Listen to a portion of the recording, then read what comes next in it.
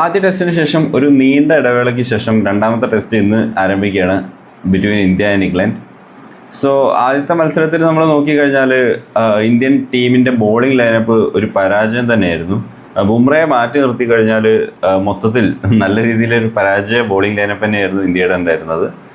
ഇംഗ്ലണ്ടിൻ്റെ on the other hand ഭേദപ്പെട്ട പ്രകടനം ബോളിങ്ങിൽ കാഴ്ചവെച്ചു.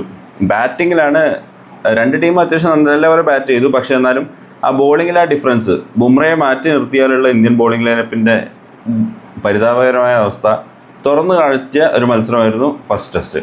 അപ്പം അതുകൊണ്ട് തന്നെ സെക്കൻഡ് ടെസ്റ്റ് വരുമ്പോൾ എത്രത്തോളം ഇതിൽ വ്യത്യാസം വരുമെന്നുള്ളത് നോക്കാം. അതനുസരിച്ച് തന്നെ ആയിരിക്കും റിസൾട്ട്.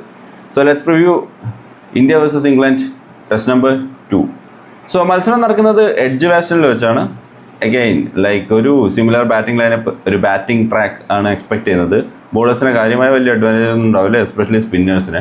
അപ്പം അതുകൊണ്ട് തന്നെ ടീമൊക്കെ ഇടുമ്പോൾ സ്പിന്നേഴ്സിനെ അവോയ്ഡ് ചെയ്യുക. കാര്യമായ ഓവേഴ്സ് ഒന്നും കിട്ടാൻ ചാൻസ് ഇല്ല. കാരണം ബാറ്റേഴ്സിനെ പ്രിഫർ ചെയ്യുക. കാരണം റൺസ് അത്യാവശ്യം വരുന്ന ടൈപ്പ് പിച്ചാണ്. അഗെയിൻ ഫസ്റ്റ് ബാറ്റിംഗ് അത്യാവശ്യം അഡ്വാൻറ്റേജ് ഉണ്ടായിരിക്കും എന്ന് തോന്നുന്നു. കാരണം കൈൻഡ് ഓഫ് എ ബാറ്റിംഗ് ട്രാക്കാണ്. റിഗാർഡിങ് ദ ടീംസ്, ഇന്ത്യൻ ടീമിൻ്റെ ഭാഗ്യത്തിനാണെന്ന് തോന്നുന്നു ജോഫ്ര ആർച്ചർ ഇന്ന് കളിക്കുന്നില്ല. ആൾ ടീമിൽ ജോയിൻ ചെയ്തിട്ടുണ്ടെങ്കിലും ഇന്നത്തെ മാച്ച് കളിക്കുന്നില്ല. അപ്പോൾ അതുകൊണ്ട് തന്നെ ഒരു സിമിലർ ടീം, ഫസ്റ്റ് ടെസ്റ്റ് കളിച്ച സെയിം ടീമായിട്ട് തന്നെയാണ് ഇംഗ്ലണ്ട് ഇറങ്ങുന്നത്. India on the other hand ace ബോളറായി ബുംറ കളിക്കുക എന്നുള്ള കാര്യത്തിൽ വലിയ സംശയമുണ്ട്. ആളുടെ ഒരു വർക്ക് ലോഡ് മാനേജ്മെൻറ്റ് എന്നുള്ള കാര്യത്തിൽ സെക്കൻഡ് ടെസ്റ്റ് ബുംറ ചിലപ്പോൾ കളിച്ചേക്കില്ല. So in that case Akashdeep might be replacing him. So ഇവിടുത്തെ ഒരു പ്രശ്നം എന്താണെന്ന് വെച്ചാൽ ബുംറ അല്ലാത്ത ബാക്കി ബോളേഴ്സ് ഒന്നും സ്റ്റെപ്പ് അപ്പ് ചെയ്തിട്ടില്ല. സോ ബുംറ ഇല്ലാത്തൊരു സാഹചര്യത്തിൽ it's a firm advantage for England.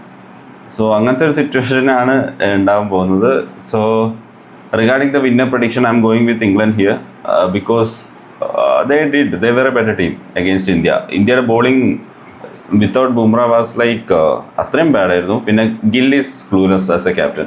ഗില്ലിനെ പ്രത്യേകിച്ച് വലിയ ക്ലൂ ഒന്നുമില്ല. ഒരു ബോൾ ഇങ്ങോട്ട് പോയി കഴിഞ്ഞാൽ അവിടെ ഫീൽഡർ നിർത്തുക, അതാണ് ഗില്ലിൻ്റെ സ്ട്രാറ്റജി.